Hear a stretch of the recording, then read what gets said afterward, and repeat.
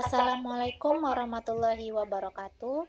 Kami dari kelompok 7 RB akan mempresentasikan hasil diskusi mata kuliah manajemen mutu tentang ISO 9001 tahun 2015 bagian operation. Nah, untuk anggota kelompoknya sendiri, next, ada saya Monita Ramadhani sebagai moderator dan ada teman-teman saya, ada Kofifa Tiara Nurrahmah, Agnes Rizky Valentania, dan Adelia Fitri Antoni. Next. Nah, selanjutnya akan dibacakan oleh teman saya. Baik, pertama pengertian klausul operation. Klausul 8 atau operation adalah bagian dalam ISO 9001 tahun 2015 yang mengatur bagaimana organisasi, yaitu merencanakan proses operasional, melaksanakan produksi atau penyediaan jasa, mengendalikan mutu selama proses berjalan, dan menjamin produk atau jasa sesuai persyaratan pelanggan.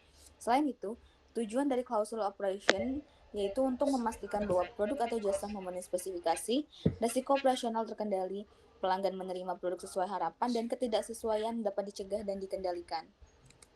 Selanjutnya di sini ada struktur klausul operation. Struktur klausul operation terdiri dari 1.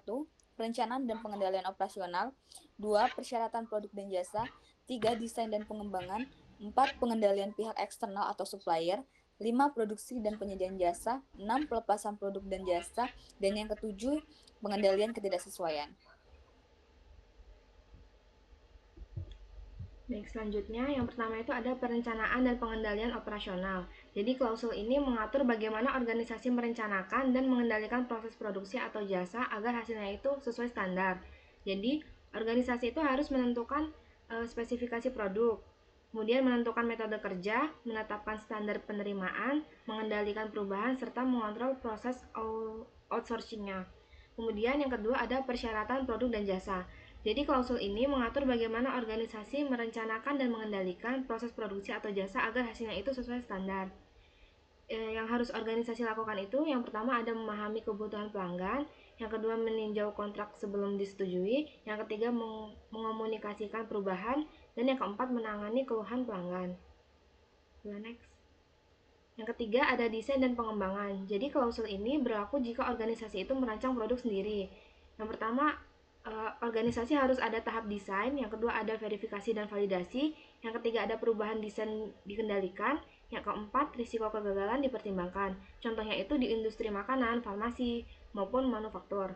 Dan yang keempat ada pengendalian supplier. Jadi klausul ini mengatur bagaimana organisasi mengontrol pihak eksternal yang memasok bahan atau jasa.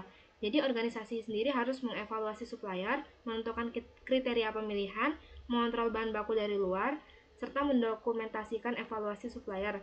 Dan hasil penilaian ini harus dicatat sebagai dasar keputusan kerjasama lanjutan.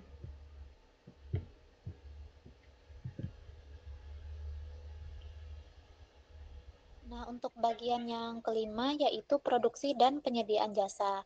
Jadi, produksi harus dilakukan dalam kondisi yang terkendali, itu seperti ketersediaan informasi yang terdokumentasi, ketersediaan sumber daya pemantauan dan pengukuran, sampai ke kegiatan pelepasan dan pasca penyerahan. Yang keenam itu ada pelepasan produk, di mana produk dan jasa tidak boleh dilepas sebelum pengaturan yang direncanakan terpenuhi, kecuali disetujui oleh otoritas yang relevan. Produk hanya boleh dikirim jika sudah lolos inspeksi, memenuhi standar mutu, dan disetujui oleh pihak yang berwenang. Yang ketujuh itu ada ketidaksesuaian di mana organisasi harus memastikan output yang tidak sesuai diidentifikasi dan dikendalikan untuk mencegah penggunaan atau pengiriman yang tidak disengaja. Jadi, jika si produknya cacat, maka harus dipisahkan, diperbaiki, atau ditarik, dan dicatat dan dianalisis. Nah, peran bagi perusahaan di Indonesia, bagi perusahaan Indonesia, ISO 9001 ini akan membantu lolos sertifikasi ISO, meningkatkan daya saing global, mendukung ekspor, dan meningkatkan kepercayaan konsumen. Jadi, untuk kesimpulannya, klausul 8 adalah inti dari operasional perusahaan karena dia akan mengatur proses dari awal sampai produk dikirim, mengontrol supplier, mengatur desain, serta mengendalikan ketidaksesuaian. Jadi, tanpa klausul 8, maka sistem mutu tidak berjalan secara efektif.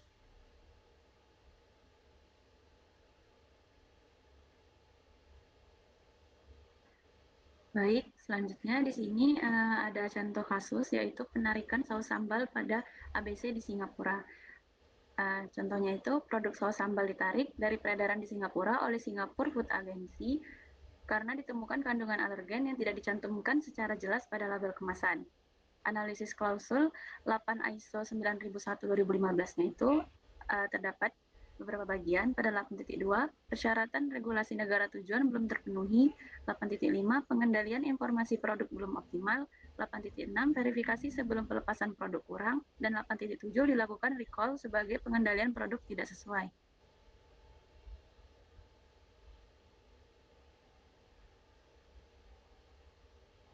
Pada bagian masalahnya terdapat ketidaksesuaian informasi label dengan kandungan produk, tidak terpenuhinya persyaratan regulasi pelabelan negara tujuan ekspor, dan kurangnya verifikasi akhir sebelum produk dilepas ke pasar internasional.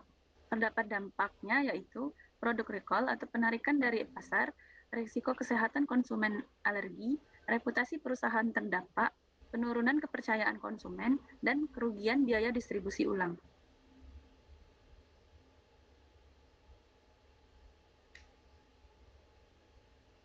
Sekian presentasi dari kelompok 7.